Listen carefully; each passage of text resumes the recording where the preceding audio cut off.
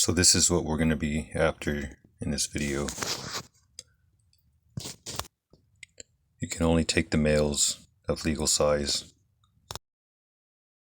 So this is where we're going to be fishing, right there in the red #1 area, right there, right by the bridge. There's supposedly a lot of crab in this bay. So it's a short hike down this trail. It leads to that area in red. You're able to bring all your equipment down. It's a pretty easy trail.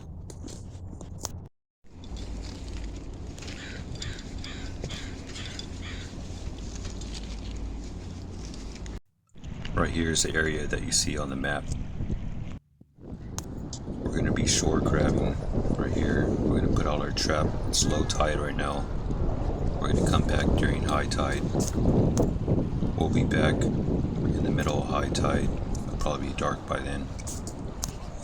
The water levels have been getting pretty high up here. That's why we're tying off over here by this sign.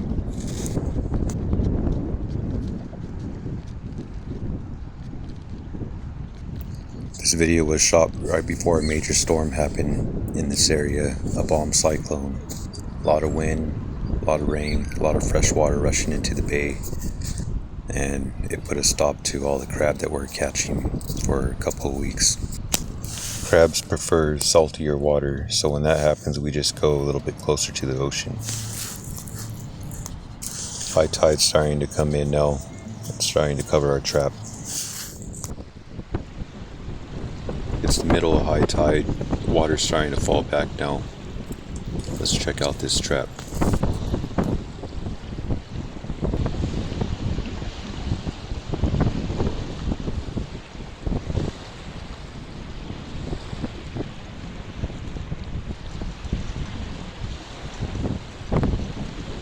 We seem to have no problem catching them off the shore here.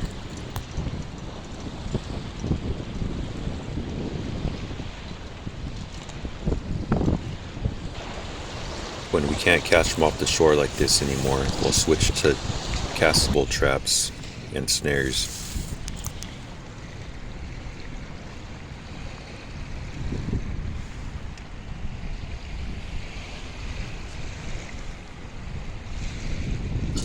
We only need 2 crabs for this meal that we're planning, so the rest will go back.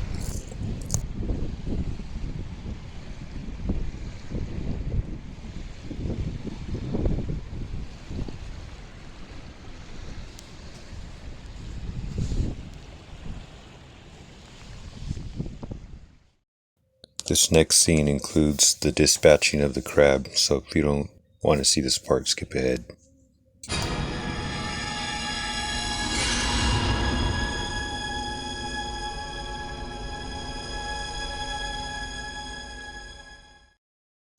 There's all sorts of ways that you could go about doing this. We're going to go with the spiking method. The point of this method is to cause as less suffering as you possibly can. Instead of using a screwdriver, we're going to go with the 22 caliber spike, powered by air, driven by the infamous 1322. We've used this pistol for quail, dove, squirrel, now crab.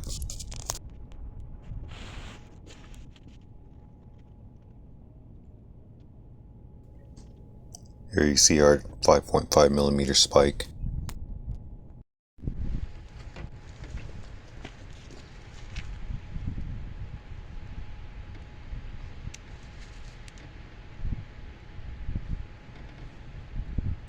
Way better than using a screwdriver.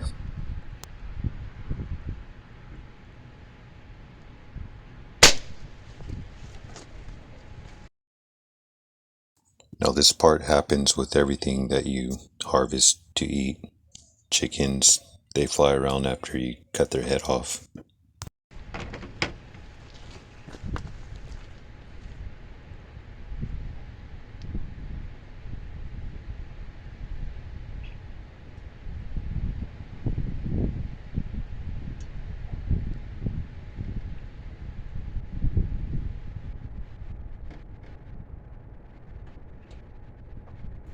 This destroys their central nervous system, like cutting off the head.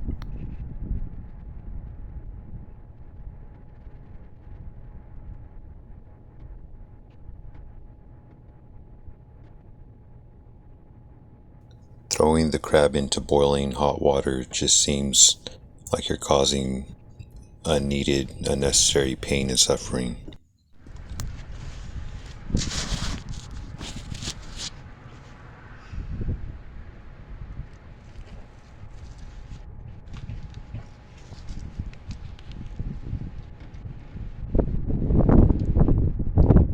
Dead crab.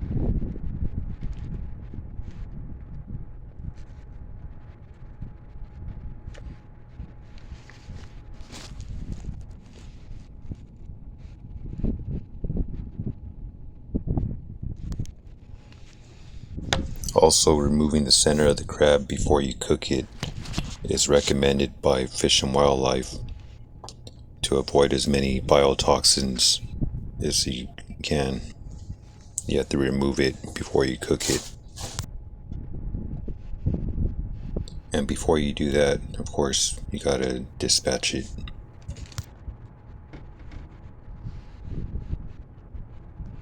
So going with this method, we believe it causes less suffering.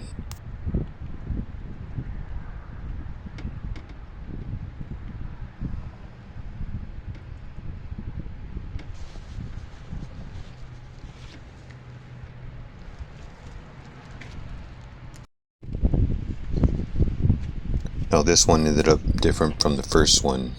As you can see, the whole center gets blown out and the pellet ends up on the right somewhere. Not sure how this happened.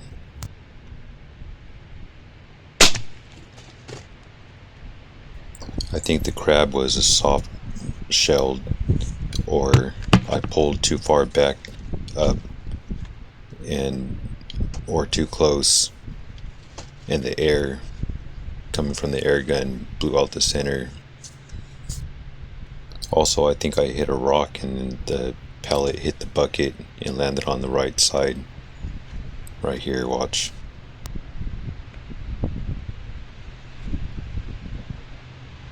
Dead crab.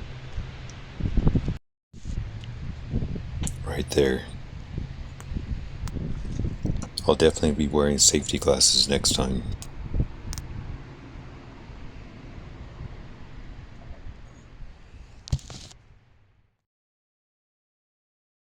Now here's a crab. It's still not cooked, but it's prepared to be put into boiling water.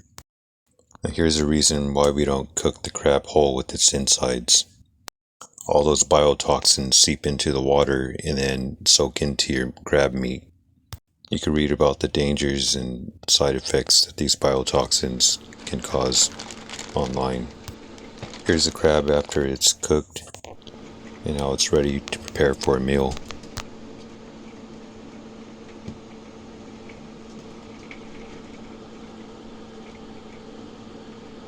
It's got a nice red color to it.